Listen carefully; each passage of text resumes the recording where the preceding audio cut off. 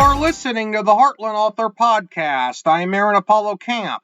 For today's episode, I had the opportunity to interview Jessica Speer. Jessica is the author of 3 books about social situations that face middle school-aged children and adolescents. If you are a parent of someone who is of middle school age or work with middle school-aged children and adolescents, then this episode is for you. I'm here with Jessica Speer, who is the author of 3 books that are aimed at middle school age children. Jessica, welcome to the Heartland Author Podcast. Hey, thanks so much for having me, Aaron. I'm excited to be here. Now, feel free to introduce yourself to our listeners. Sure, my name is Jessica Speer, and at this stage of my writing journey, I'm writing middle grade books, which is typically a genre that's for kids maybe 8 to 12 years old. So upper elementary transitioning into the middle school years. And yeah, like Aaron said, I've got 3 books out now that are more nonfiction-ish, so guide sort of books for the tricky topics that come up, when you're hitting those preteen years. Now, what do you mean when you describe your books as non-fictionist? I know you answered that question a little bit, but... Yeah, so I know a lot of people listening might feel like it's hard to fit exactly into one genre. I'm kind of one of those where I do a lot of research, and, what I'm writing is based on, real life experiences and human behavior, but I like to also mix it up and make it fun. So my books are really interactive. For example, so my second book, which is called Middle School Safety Goggles Advised, I went into classrooms and talked to many 7th graders to find out the trickiest things about middle school. So the book dives into that as well as the good stuff. But to make it fun, I included choose your own ending scenarios. So when I was visiting middle schoolers, I learned all sorts of, stories. And a lot of these stories I heard over and over. So as a writer, I thought, well, how fun if, what if we create these stories as a choose your own ending so that readers can think about how might I respond in that particular situation. So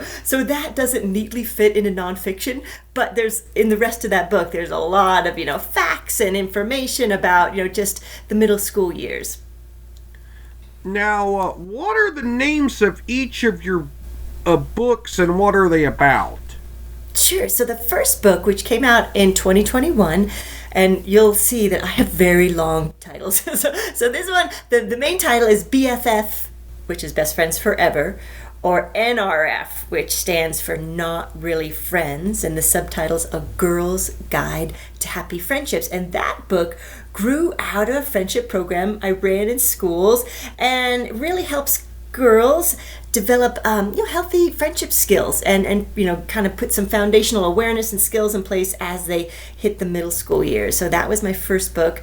My second book, which I just mentioned, is called Middle School Safety Goggles Advised, and this book grew out of research on middle school and especially talking with 7th grade students about some of the trickier aspects of middle school, but I dissect that in a fun way, kind of a science-based way, talk about the science of human behavior, but also lots of stories, and as mentioned, those choose your own ending stories for kids.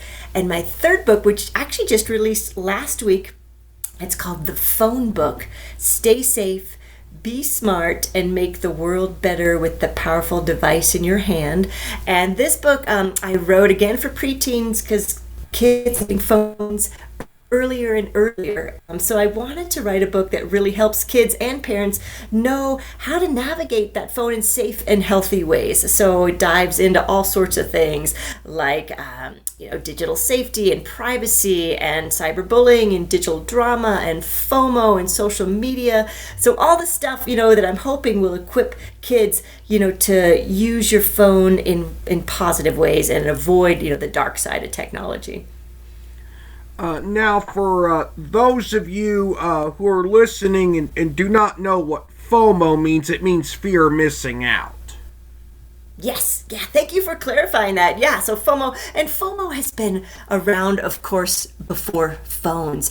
But now that, a lot of kids' social lives are online, they get to see a lot of things that they might be missing, with their friends that maybe they weren't invited to. They also have to watch a lot of, unrealistic standards of beauty and life that, can make them feel like they just aren't enough or adequate. So that all feeds into preteens and teens living with a lot more FOMO, fear of missing out, than a normal human experience. Now, are your books self-published or traditionally published? Traditionally published. With the publisher is Familias. Now, when you talk about the friendship pyramid, and I think this was meant and this was an aspect of your first book, what is that?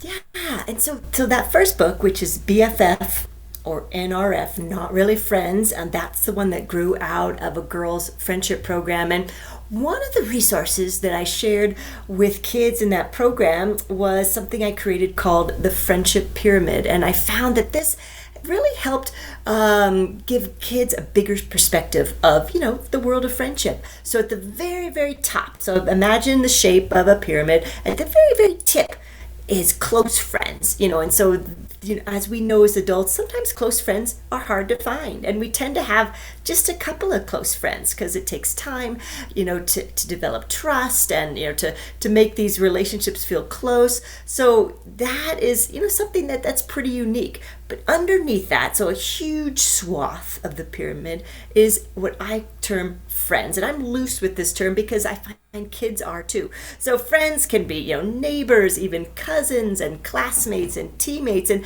you definitely don't feel like the level of closeness as you would with a close friend, but these are important people in our lives. And of course, these relationships are far from perfect, especially when we're speaking with kids, as kids are still developing social emotional skills. But it's important for all kids to have lots of kids in that friend bucket, and then underneath that are acquaintances. So I encourage kids to keep their eyes open for people that they don't know well, but they could be future friends. And then running up and down the sides of the pyramids are change. So what I've learned over the course of my life, as well as reflected in research, friendships have different phases and change over time. So when kids start to realize that they can have maybe a close friend, that something happens or there's some change, or maybe in different classrooms, or there's a falling out, that friendship can actually drop to a friend or even back to an acquaintance, but it could also go back up over time. So just that realization helped kids know that, hey, there's nothing wrong with me. This is just part of this complex network of relationships that we have as human beings, and friendships do tend to change and evolve over time. Now, for your second book, you did a project of sorts where you asked hundreds of middle school students to share the trickiest things about middle school, and what did they share? Oh, great question. So that what I wanted to do in that book is, really shine a light on, some of the harder parts of middle school, because there are books out there on middle school, but sometimes, when we are having a tricky time, it's nice to find something that is totally relatable to what we're experiencing. So I went into classrooms and asked lots and lots of students, seventh graders, what are the trickiest things? And then after doing that, I came up with the top 10. Okay, so you ready? And these actually turned into the chapters of this book. So I really unpack these behaviors and what drives them, if we use a little human behavior science, but then also use those choose your own ending stories so they can think about, how might I navigate these scenarios? Okay, so I'm going to count down from 10. So chapter 10 actually was stress. Believe it or not, kids talked about academic stress and social stress. 9, peer pressure. 8, conflict and aggressive behaviors. And so that chapter also touches on bullying. 7, social media. So that's something that we didn't experience as kids, but that is an added stressor for a lot of middle school students. 6, gossip and drama. 5, cliques and groups. 4, crushes and dating. 3, the whole popularity thing.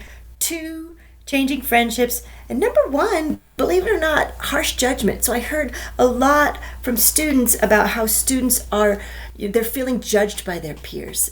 So that I wanted to just begin there. Let's unpack that judgment that we sometimes feel and experience, especially during those middle school years.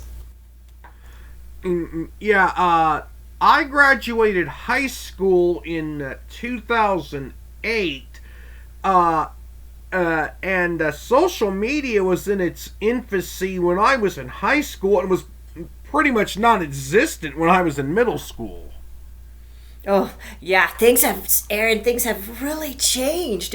So these days, about over half of 11-year-olds have a smartphone. Once you get to 12, it's over 75%. And a lot of middle schoolers are on social media, even though, the legal age is 13 on most social media platforms. A lot of kids, have figured out how to get on earlier and are actually on Snapchat and TikTok and maybe Instagram earlier in that. And some students aren't. But that also creates a little bit of a FOMO and a divide, as some students are connecting via social media, some aren't. It adds another layer of complexity to those middle school years. And regarding your third book, which is called The Phone Book, how can usage of smartphones and other electronic devices negatively affect the mental health of children and teenagers? And we've touched on this a little bit a few times, actually. Yeah. So we touched on how sometimes kids are getting on apps that really aren't intended or designed for them. And we're starting to see the impact of that. In fact, just earlier this summer, the U.S. Surgeon General came out with a warning that he feels that 13 is actually, he can't guarantee that 13 is a safe time of life for kids to get on social media. And a lot of that is, because kids are at this really interesting stage of life where they're starting to explore their identity and starting to figure out who they are. And when they're trying to do that in a space where there's so many, images that are filtered and not real, there's so many unrealistic expectations of beauty and of life. So it kind of takes away from that natural process of self-identity, and they're put in this very fabricated environment. So we've seen the mental health of kids really decline, and it's not all social media. I mean, there's a lot going on in our world that is tough on kids, but that can make it even harder, especially during those vulnerable preteen years where kids are really growing and developing. Now, what role should parents play in their child or children's education? And I know this has become a highly politicized subject, so if it's possible for you to answer that question in as apolitical of a manner as possible. Do you mean general education, or just, or they're, helping them navigate screens in their online world? What would you like? Education in general. In general. I think that there's a balance to be found for all of this. I don't have the perfect answer there, but I do feel like as a writer that books are a wonderful safe space for kids to learn and grow and explore their identity. As a writer, I feel like books are a fabulous place for kids to learn and grow. And that's actually why I write what I write. I do write on trickier topics, because I know for me, when I was growing up, and even as an adult, when I really maybe hit a bump in the road, I go to books to help me navigate that time. So I might have not answered your question directly, but I do feel like access to books and reading is a wonderful place for kids and families to go. You actually answered my question pretty well there. Oh, good. Phew. Now, I do have one final question, and this is more of a personal question. What are your favorite and least favorite aspects of living in Colorado?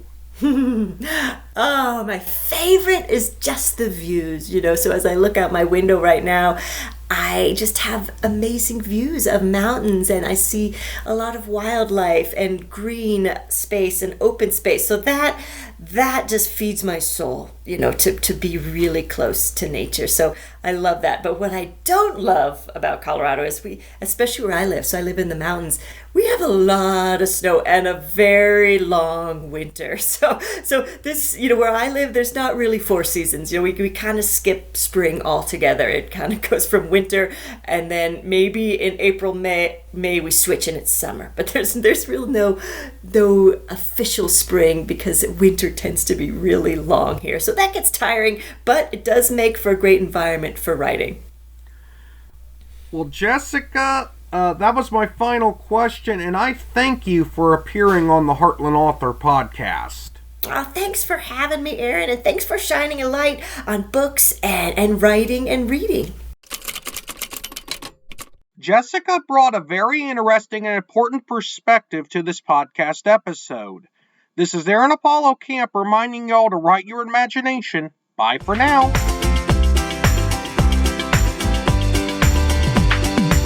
You can learn more about me and my book writing projects at campaaronapollo.wixsite.com/authoraac. You can follow me on Twitter and Facebook at authoraac and on Instagram at aacscribe. Copyright 2023, Aaron Apollo Camp, all rights reserved. This podcast episode is intended for the private listening of our audience. Any reuse or retransmission of this podcast episode without the express written consent of the podcast host is prohibited, except under fair use guidelines. Royalty-free music and sound effects obtained from https://www.zapsplat.com.